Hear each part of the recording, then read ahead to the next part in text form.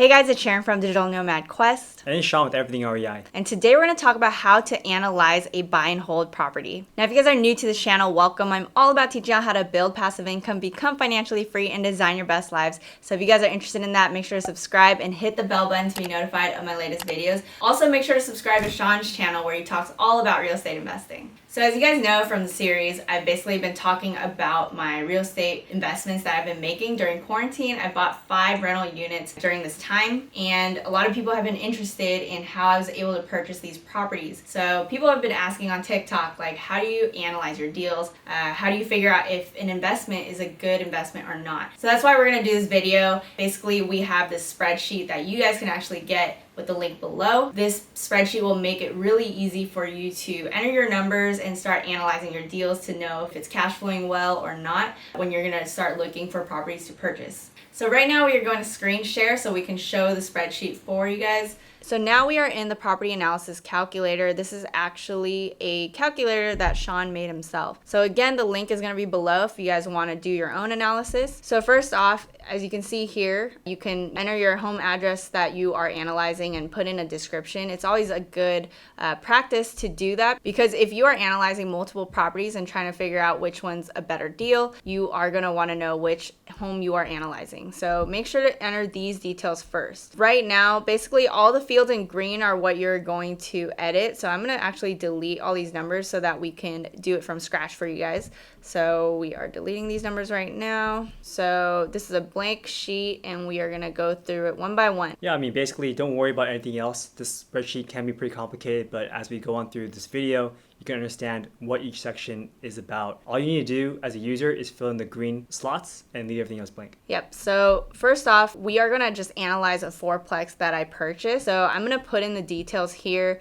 Obviously, when you are doing your own analysis, you're gonna estimate some of these numbers because you won't know them completely until you've purchased it, but I'm just gonna fill it in. So basically the fourplex, I purchased it at $175,000. We put in about $5,000 for repairs. And then when you're getting a loan for a property, basically if you're getting it for a multifamily property, you put in 25% for the down payment. If it were a single family home, it would usually be 20%. So the interest rate I got was 4.125. Obviously right now the interest rates are pretty good. You might want to check out what interest rate you can get. And I got a 30-year mortgage. The total rent right now is $2,095 per month, but I can actually boost that up a lot. So we'll talk about that later. During these times, I don't want to make it hard for my tenants, so I'm not charging that much right now. For other revenue per month, that might be stuff like fees for pets or for laundry that you might collect from your tenants. So if you don't have any of that, don't fill that out. So I don't have any for that particular section. So next up, you have your expenses. So for your vacancy rate, we typically put 5% because that's how much time it takes if someone leaves your property to then find a new tenant who can go inside. For your annual revenue increases, typically we raise rents 3% every single year. So you put 3% there. Your annual operating expenses increasing by about 3% a year. That's just how much things increase every single year due to inflation. And annual appreciation, in these markets, we're typically seeing between 2 and 3% for annual appreciation.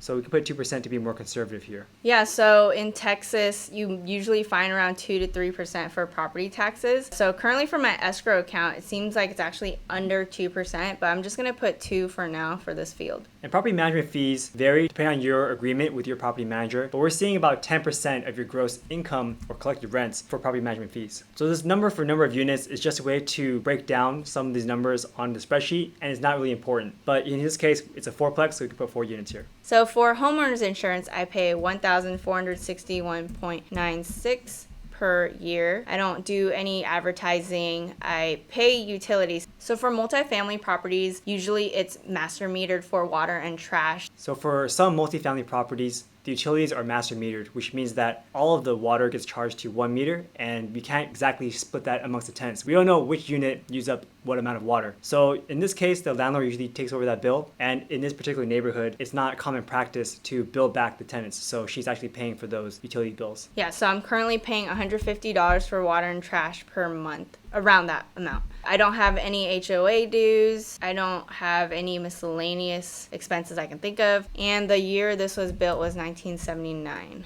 Okay, now that you've filled out everything, you can look through the cost assumptions and all of these things. So what that is this is just gonna be your sales price, the amount I'm put in for the down payment, estimated closing costs, and the repairs. So closing costs are usually around 2%. I actually paid less than this because of the contract I had with the seller, but these are basically the assumptions that the spreadsheet puts down after you filled in the numbers. Yeah, so the next section is just your financing assumptions, and it just shows you everything that you have in one place. So you can see here that we put 25% down, which means that we financed $131,000, and then we put down $43,750, and the interest rate is 4.13% with a 30-year amortized fixed mortgage, which means that our mortgage payment is going to be $636 per month, which includes your principal and interest payments. So we put in the number of units we're getting about $2,095 in rent. So then this basically shows your gross revenue per month and gross revenue per year. We also have 5% vacancy rate as an assumption. So like I mentioned, $2,095 for the rental income. 5% is the vacancy rate. The amount is about $104.75. So that means your net rental income is around $1,990.25. So on the right of this is the yearly in year 1, year 2, year 3. The first year is just an extrapolation of your monthly income, and it just multiply it by 12. And then year 2 is what you have from year 1, but adding in the 3%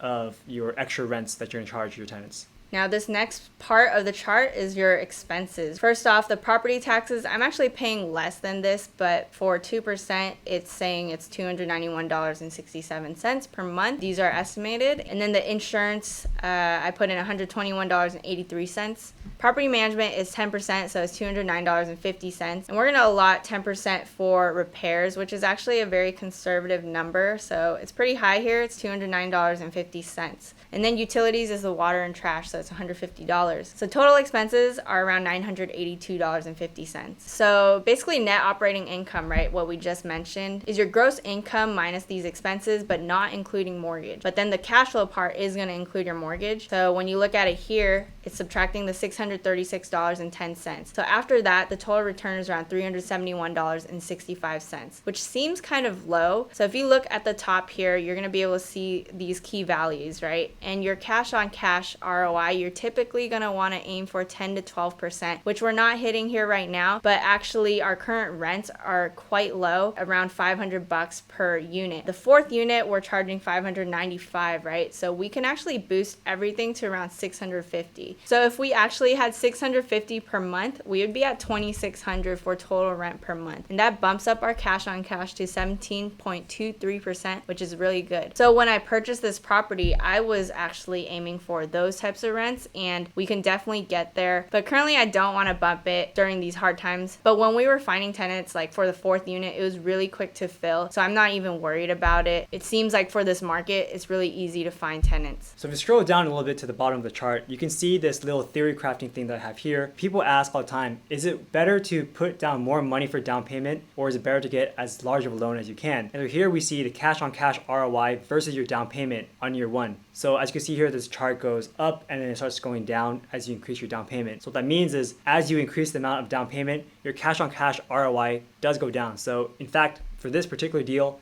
it does make more sense to put in as little money as you can up front and get as big a loan as you can. So if you scroll up to the top right of the spreadsheet, you can see this other chart here that shows your total ROI and your cash on cash ROI. And so you might be wondering, why are there two return on investment numbers? And the reason is that your cash on cash ROI is how much cash flow you're gonna get based on what you put down. But your total ROI is all of the money you're gonna get if you sell the property. So don't forget, every single month, you're paying down your mortgage, so you're building equity there. Your property is also appreciating, so you're getting that appreciation, and you're getting cash flow. So all those combined is your total return on investment. And as you can see, your total ROI is pretty high compared to your cash on cash ROI. And you can see how it increases every single year. So on year 1, you're gonna hit that first blue dot, which is a little bit above 25%, and then that number increases. And if you scroll down, you can actually see the table that represents this chart over here. So you can see how much return on investment you're getting every single year. And interesting enough, if you just scroll down a little bit to past year 30, you can see that you're no longer paying your mortgage because your mortgage is all paid off, and your returns just increase significantly.